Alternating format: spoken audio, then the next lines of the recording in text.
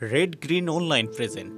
আমরা সিদ্ধান্ত পৌঁছেছি নীতিগতভাবে যে গত 3টা ইলেকশনে যারা নির্বাচিত হয়েছে আওয়ামী লীগ থেকে দ্রুততম সময়ের মধ্যে তাদের সম্পদ বাজেয়াপ্ত করতে হবে।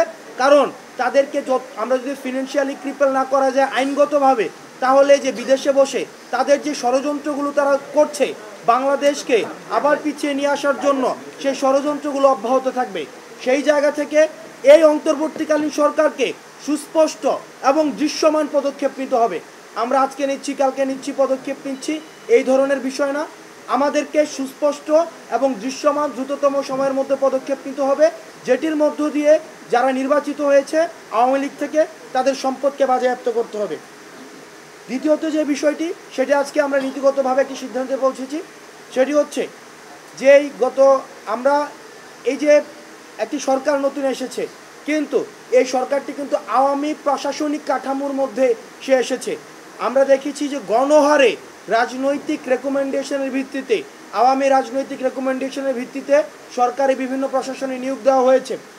এই অন্তর্বর্তীকালীন সরকারকে সিদ্ধান্তে পৌঁছাতে হবে যে তারা এই যে আওয়ামী লীগের লেসপন্সার দিয়ে পরবর্তী যেই প্রশাসন এই ফেসিবাদকে হৃষ্টপুষ্ট করেছে, যেই প্রশাসন দিয়ে এই ফেসিবাদ এই 16 বছর ধরে বাংলাদেশের মানুষের অধিকার হরণ করেছে, তারা যদি ভেবে থাকে এই একই আওয়ামী প্রশাসন দিয়েই তারা একটি পরিশুদ্ধ বাংলাদেশ গঠন করবে, তাহলে এটি হচ্ছে এই অন্তর্বর্তীকালীন সরকারের রং মুভ। সুতরাং এই বাংলাদেশ নিয়ে মানুষ যে স্বপ্নটি দেখছে, সেই স্বপ্নটিকে বাস্তবায়ন করার জন্য এই অন্তর্বর্তীকালীন সরকার দ্রুততম সময়ের মধ্যে এই প্রশাসন থেকে আওয়ামী রাজনৈতিক রেকমেন্ডেশনে যারা নিযুক্ত হয়েছে তাদেরকে বাদ দিয়ে আবার এই প্রশাসনিক কাঠামো পরিশুদ্ধ করতে হবে। নচেত এই ধরনের যে এই প্রশাসনিক জটিলতা এবং সরকারের যে সংস্কার কার্যক্রমের জটিলতা, সেগুলো অব্যাহত থাকবে এবং সেগুলো আমাদের তরুণ প্রজন্ম তথা রাজনৈতিক সচেতন মানুষকে আশাহত করবে।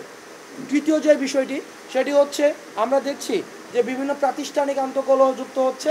সেইখানে আজকেও আপনারা দেখেছেন মাহবুবুর রহমান মোল্লা কলেজে একজন শিক্ষার্থীকে এমন কেউ পিটাচ্ছে যে যাকে কোনোভাবেই ছাত্র মনে হয় না। অর্থাৎ ছাত্র পরিচয়ে প্রত্যেকটি আন্দোলনে আমরা ইতিমধ্যে বিভিন্ন আপনার মিডিয়াতে এসেছে যে অটো রিক্সা চালকদের আন্দোলনে আমরা ছাত্রলীগের ইনভলভমেন্ট দেখেছি, যুবলীগের ইনভলভমেন্ট দেখেছি। তারা একটি উপলক্ষ খোঁজার মধ্য দিয়ে আমাদের মধ্যে কলহ সৃষ্টি করার মধ্য দিয়ে তারা পায়তারা করতে চায়। সেই জায়গা থেকে বাংলাদেশের সকল ছাত্র সমাজ 5ই আগস্টের পূর্বে আমরা যেভাবে ঐক্যবদ্ধ ছিলাম, ঠিক একভাবে ঐক্যবদ্ধ হওয়ার জন্য একতার বার্তা নিয়ে আমরা বৈষম্য বিরোধী ছাত্র আন্দোলন সকল রাজনৈতিক ক্যাম্পাস কেন্দ্রিক এবং সকল রাজনৈতিক যেই দল রয়েছে, ফেসিবাদ বিরোধী যে শক্তিগুলো রয়েছে, ছাত্র সংগঠনগুলো রয়েছে, তাদের ঐক্যমত্যের ভিত্তিতে আমরা সিদ্ধান্ত পৌঁছেছি। এই বিশেষ প্রতিবেদনটি যদি আপনাদের ভালো লেগে থাকে অথবা উপকৃত হন, তাহলে অবশ্যই এই চ্যানেলটি সাবস্ক্রাইব করুন এবং লাইক, কমেন্ট ও শেয়ার করে রেড গ্রিন অনলাইনের সাথেই থাকুন। Thanks to everyone. Red green online.